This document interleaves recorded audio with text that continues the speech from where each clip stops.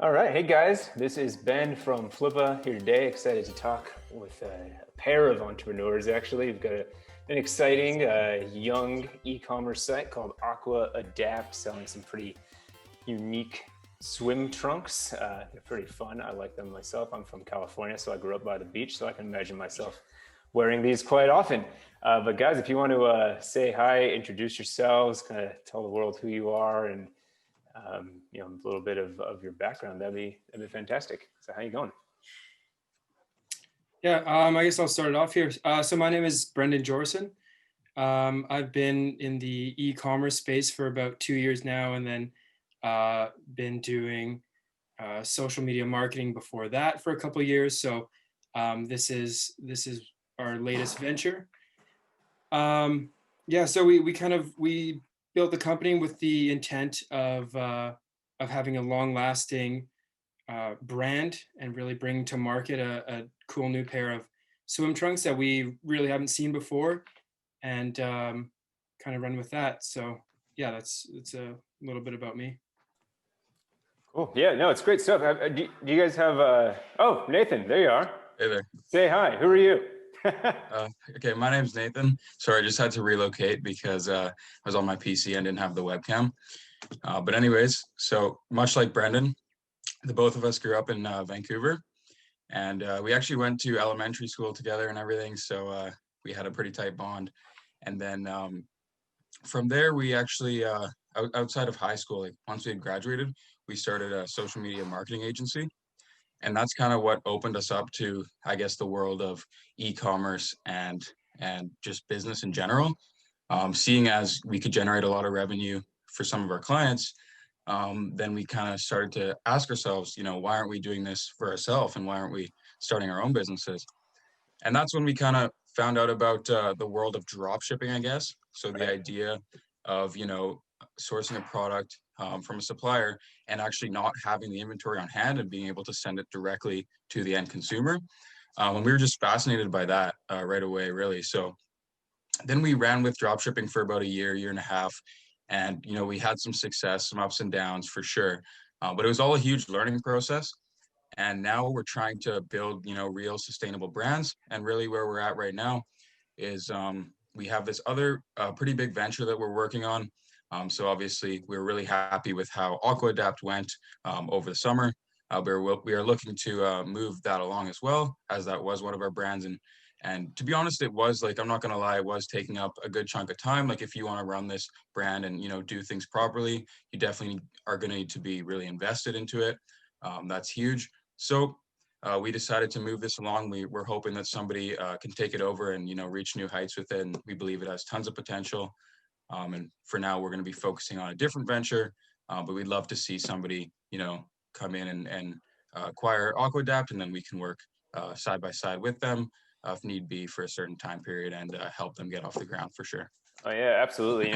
We hear that a lot. A lot of people look at stuff on Flippa, and I think the first question they ask is they look at something and they say, okay, well, you guys are making, well, it looks like over $3,600 a month in net profit. They're like, well, so why are you selling it?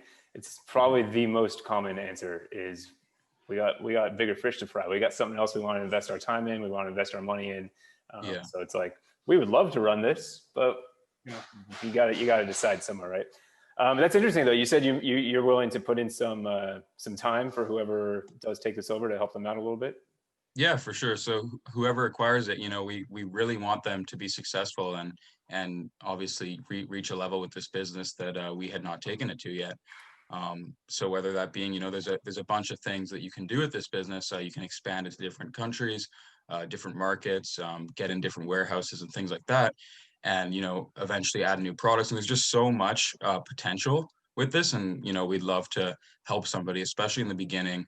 Because there's a lot of things with the marketing and stuff that we were doing things in such a way over the couple months where we were really generating a lot of revenue that can be a little bit difficult and a little bit tricky, but we'd love to make sure that the person who takes over the business knows exactly all the ins and outs and kind of all the little tips and tricks that we were using to acquire customers. Yeah, for sure. So were you guys primarily using Facebook, or what was your means of getting customers? Yeah, so we actually we primarily used Facebook ads, but we also acquired a couple of influencers in the TikTok and Instagram space. Ah, So yeah, they're just local Vancouver based, but we have really good relationships with them, and they definitely helped with generating revenue for our business as well. that's huge. I feel like I need to talk to you guys on the side and just learn more about TikTok. I feel like the young guys, your generation, you're coming in and you know how to just destroy it on those channels, which are so huge. But anyone who's even over 30 years old is clueless when it comes to Yeah. TikTok. Yeah, and that's the other thing too, is we really only dipped our toes into other spaces other than just Facebook. You know, we did a little bit of Google pay-per-click advertising, but for the most part, um, you know, it was all through Facebook. So there's so many different other opportunities and marketing strategies that the new potential buyer could look into, and that's definitely something we want to help with, and we want to make sure that whoever does take this over, it doesn't just crash and burn, because I've heard that happen sometimes as well when new buyers take over a company, and we just want to make sure that you know our our sale and our company continues to thrive. Yeah, for sure, man. It's your baby. You don't want to see it die. Yeah. That makes a lot of sense, and that's good to hear.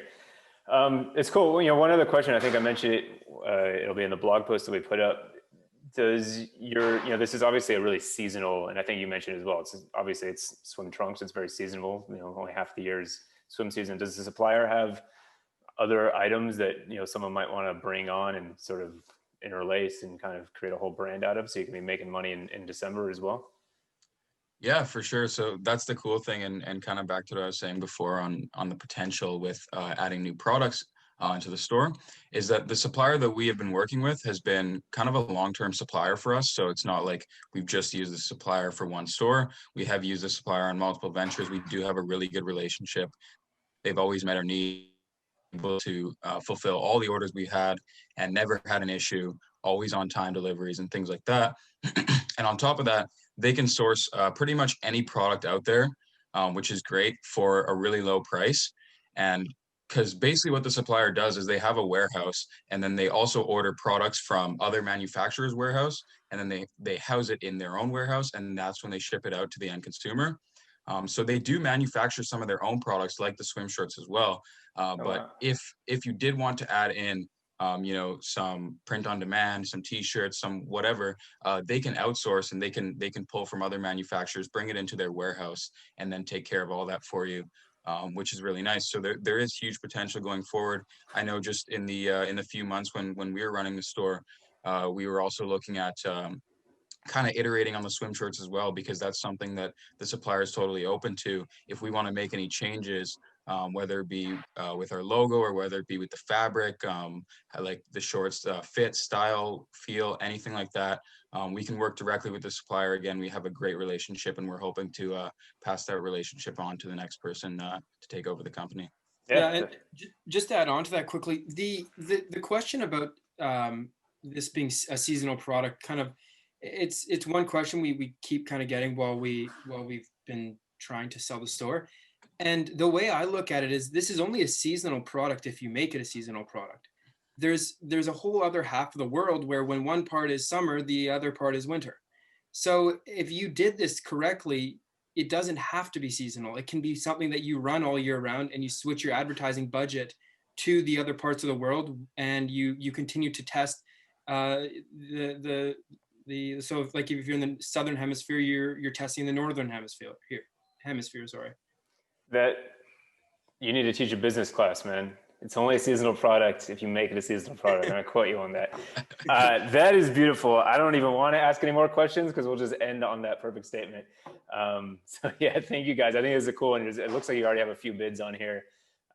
There's plenty of time left, so I'm sure people are excited. They'll get more excited, and someone's gonna walk away with a pretty cool brand. So thanks for listening, and thanks for being so helpful for everybody. For sure. Sounds great. Thank you very much.